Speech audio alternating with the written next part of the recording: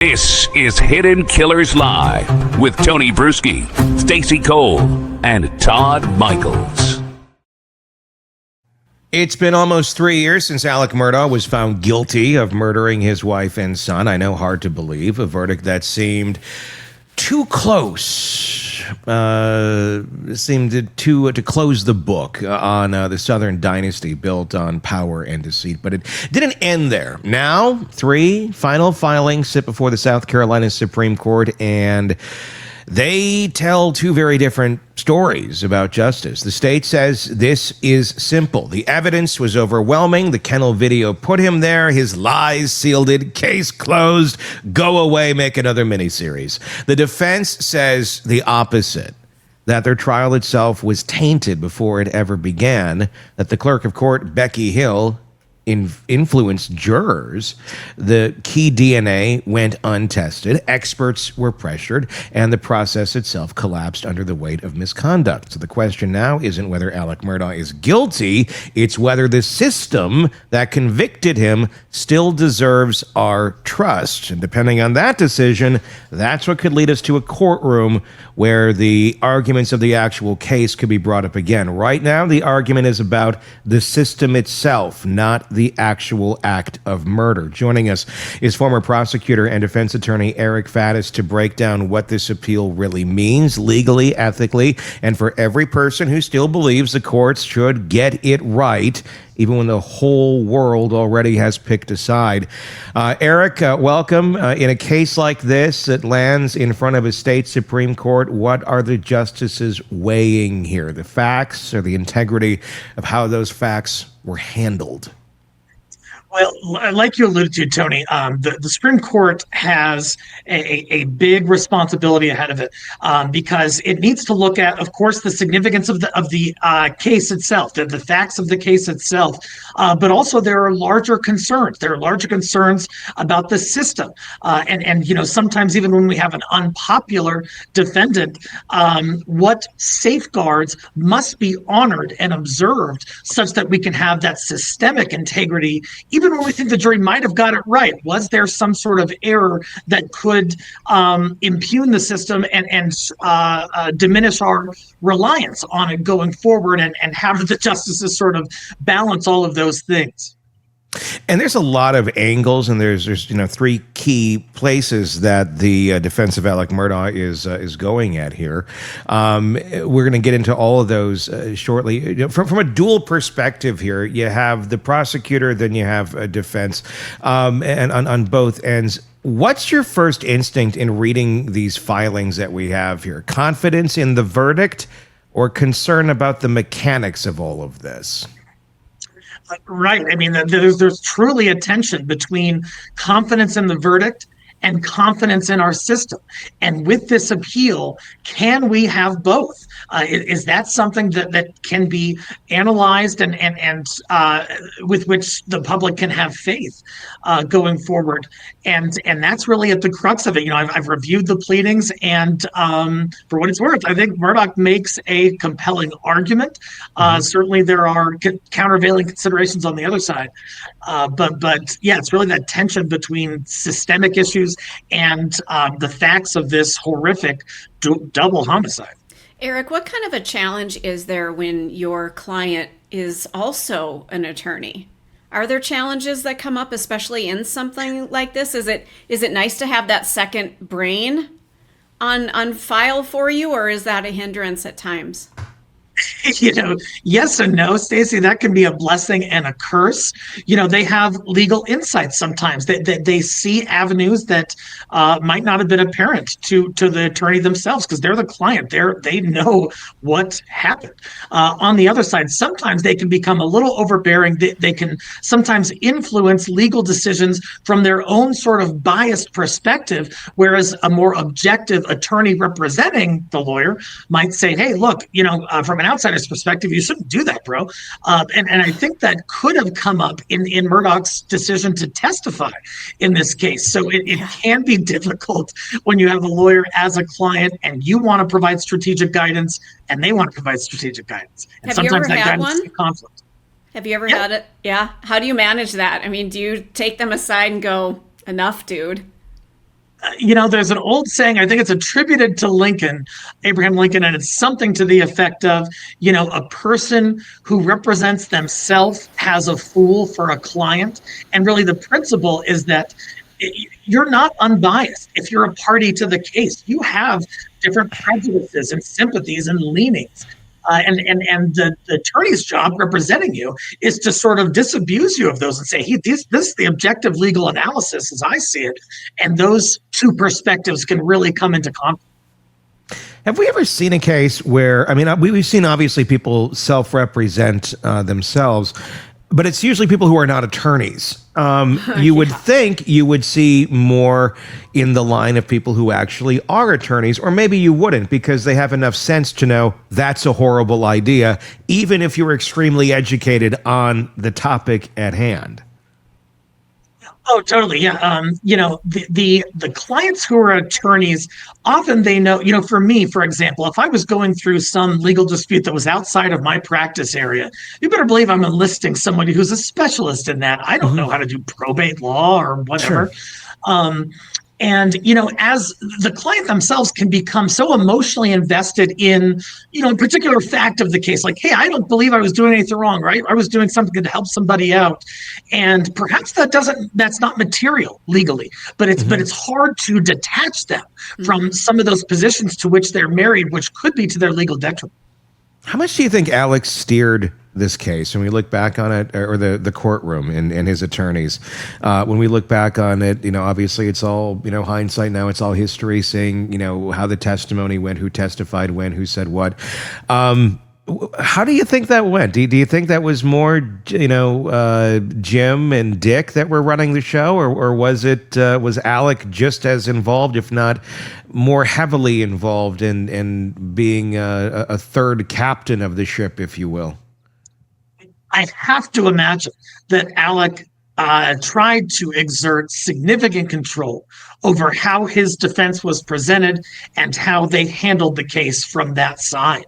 Like I said, his decision to testify, although there were arguably compelling reasons for him to do that, there are also a number of pitfalls, and I think he's stepped in it a number of times. And so you got to wonder, hey, did his attorneys tell him, not sure you should testify here? And did he sort of overbear their decision by saying, hey, I'm a lawyer too, I know what I'm getting into, shut up and let me handle this? I don't know that that's how it went, but I wouldn't be surprised if there were such interactions. I'm curious to get your thoughts on this. We probably talked about it a year or two ago, but just to refresh, my memory and everybody's memory, now that we're all kind of into this case again and the new special is out and all that, when Alec went to the stand and took the stand for himself in his snot-ridden testimony, that was something. It was so triggering. It was something. It was something. Do you? When we look back on this, do you, and he changed his story on the stand at that moment in time. For those playing along at home, he had denied being at the kennels forever, all the way up into that point, all the way through trial. Like they had been arguing on his behalf that he was not at the kennels. Then suddenly, when Alec decides to go up and testify, boom, he drops a bombshell on everybody and says, I lied. I was at the kennels. Didn't say he killed anybody, but he lied. And then once he started telling that lie, oh, what a web we weave or something, he said.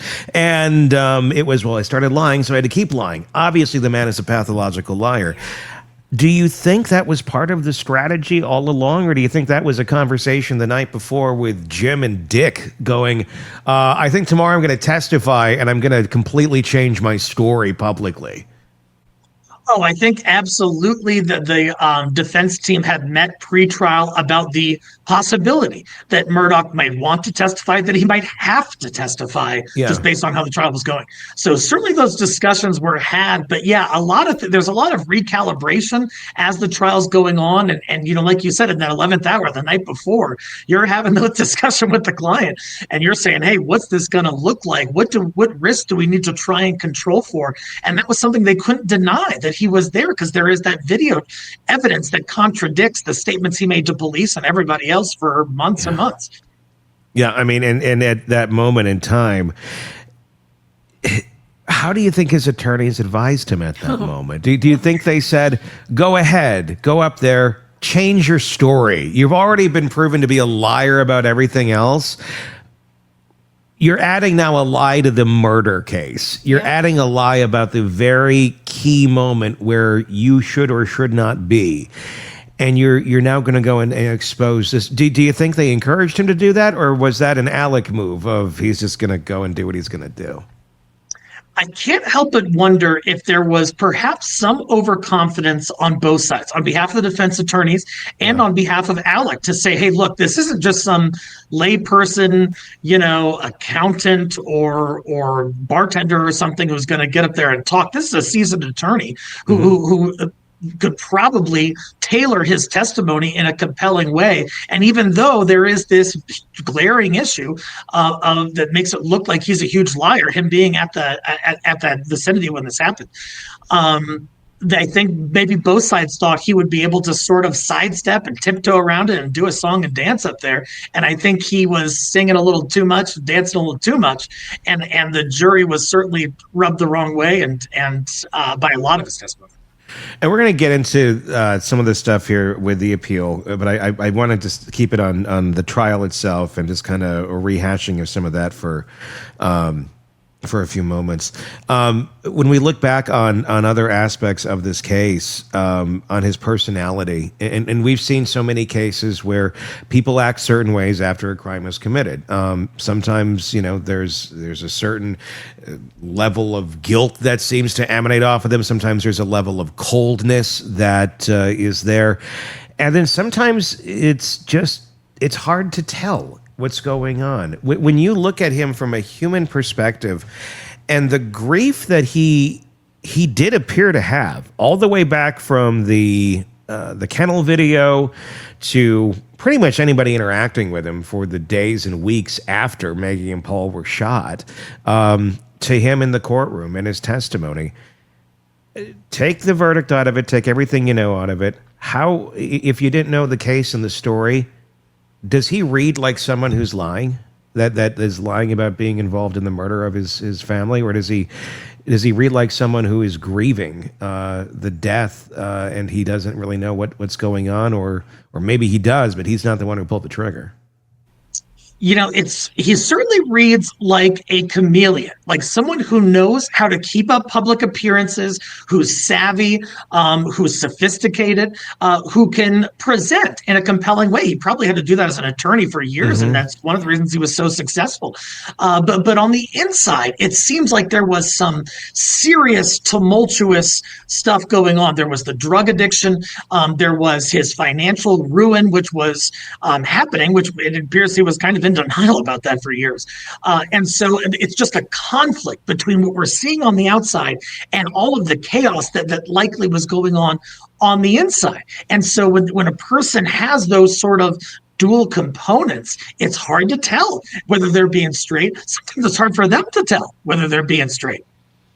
Yeah, I still struggle with that with him, on the emotional end of it when I look at it, because I don't know. At the end of the day, I don't know. Is he a horrible guy? Did he do horrible things financially? Without a doubt. Was he able to lie straight face to, people who are disabled, people who lost their loved ones and steal their money? Yeah, that takes quite a monster to be able to do those sort of things.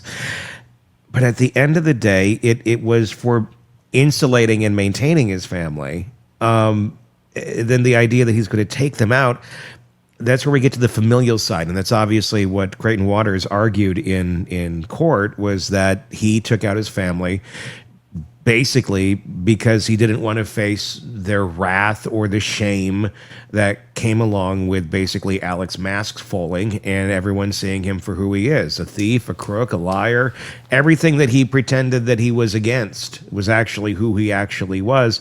And then did he take out his family to alleviate himself of that shame and to then create a distraction from all of that hoopla that was about to erupt? But at the end, I just don't know. Go ahead, Stacy. Tony, couldn't you also say that maybe in some twisted, sick way, he wanted to spare them? Yeah, what I was mean, about you to do see happen? that. You see that with narcissists, where they're going to Yeah. twist it. I mean, I've seen it where, okay, well, I will remove myself from this person's life if that's what's best for them, and they play the martyr. Right. I mean, oftentimes it's not murder, but it's abandonment that you'll see that'll take place, and they'll spin it in a way that somehow, in their mind, looks like it's some sort of grace they're giving the world, when it's really just, it's more convenient for them because they don't want to deal with it.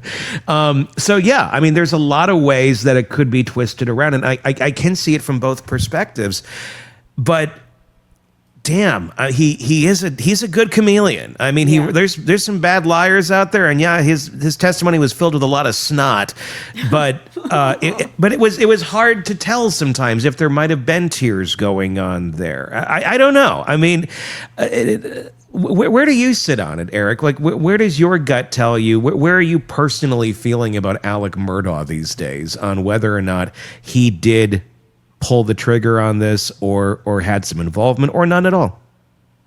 You know, I'm no Alex Murdaugh apologist, and I'm not a huge sympathizer of him as a person, but I've always had questions about this case. You mentioned the motive, and Alex Murdaugh's team brings that up in their appeal, actually. They say, hey, this motive is totally implausible. It doesn't really make sense. He had all these financial issues going on, so he kills his wife and kid who had nothing to do with it. How does, that doesn't necessarily solve the financial issues. It doesn't, there's kind of a logical disconnect between, my bank accounts suck, therefore I'm going to shoot my wife and kid. Like, Right. that didn't check out to me personally. It's about shame. I was skeptical of that.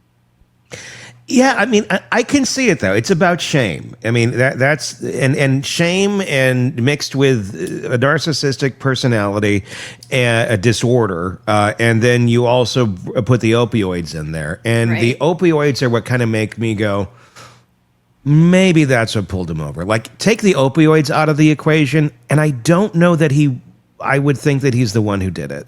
But when you add that in, and just there doesn't seem to be a logical other suspect here at all. I mean, and that's another thing. We've never even heard of any other suspect. We've never even heard a story of other than like, well, people were mad at them because of the boat crash. Yes, of course they were. I'm surprised, that nothing else had happened. But oftentimes those things settle and people, get on with their lives, and there's going to be that anger there forever.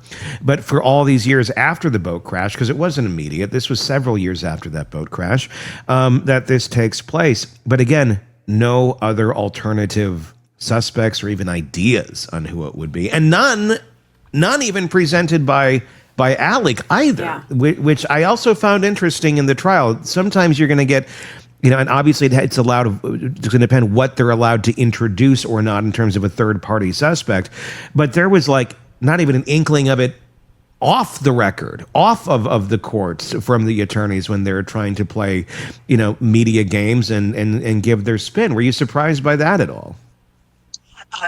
Totally. I mean, somebody did this. It was a person.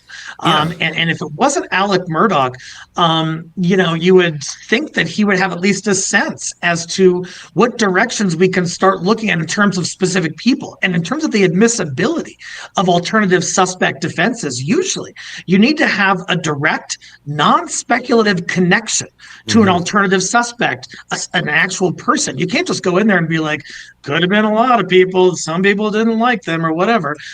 Usually you need to be like, hey, it could have been this person for these reasons. This was the connection. He was in the state at the time. He had this motive. He had the opportunity. He owned firearms, whatever.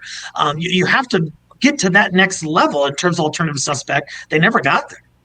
They never even attempt to get there. No. And like we've seen cases where they're really, really reaching for shit. Like, there's some crazy cases that we've seen in the last year, and I won't go into them all because I'll piss people off, but where it's like, that's quite a reach. But it's amazing what can sometimes be admitted. If you were Alex's attorneys, would you be looking for something, anything, or do you think maybe that they did? These aren't moronic attorneys; they're good attorneys. Yeah. They have track records. They are well respected. It's not Jackie Fulford, the Tom Petty lookalike that's working out of the crematorium.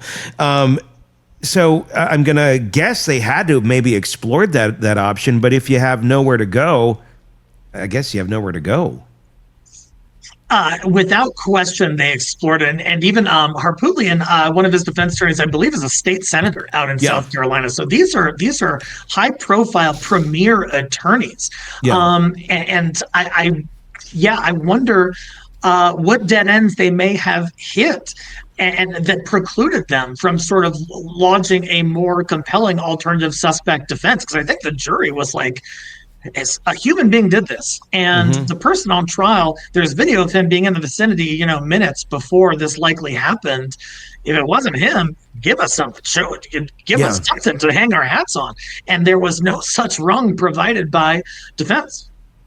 Yeah, and I guess sometimes if you're not going to want to try and present something out there if you know that a very big hole can be punched into it, and that might just be it. They knew that there was going to be holes punched into anything that they were going to come up with. Before we move into talking more about the motion here and the arguments, the Becky Hill, the sled issues, all of that, Stacy, in the comments, is there anything on this area of the case where we're talking about the crime itself, Alex Murdaugh, and this half? That's of note.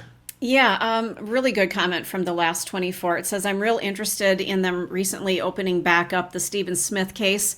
They thought his son could have been linked to, in my opinion, if he was Alec knows or had a hand in the cover-up. So that link coming out in our comment section. Yeah. A lot of comments about the snot. Yeah. and the Stephen Smith case is a fascinating one. I personally do not think Buster had anything to do with it. I feel horrible for that kid. I think he's a victim to the circumstances of that family.